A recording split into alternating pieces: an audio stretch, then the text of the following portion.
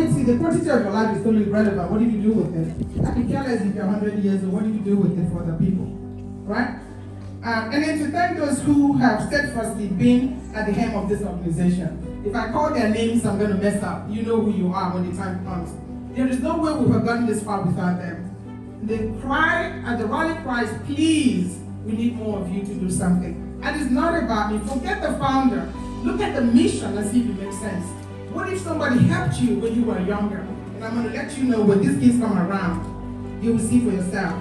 Then for the stakeholders, they are going to cry because I got my pancake all packed. So I don't know if I'm going to be able to wipe it off if I start crying right now.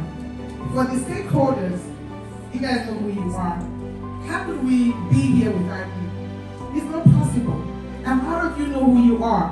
When the time comes when we call the board of directors to get up and you see them here, they go above and beyond. If you're living a life that is just comfortable, if you're comfortable, you're not living a life of meaning. You're not doing more. Don't be comfortable. That's not to say you gotta be miserable. Not being comfortable is not the same as being miserable. I can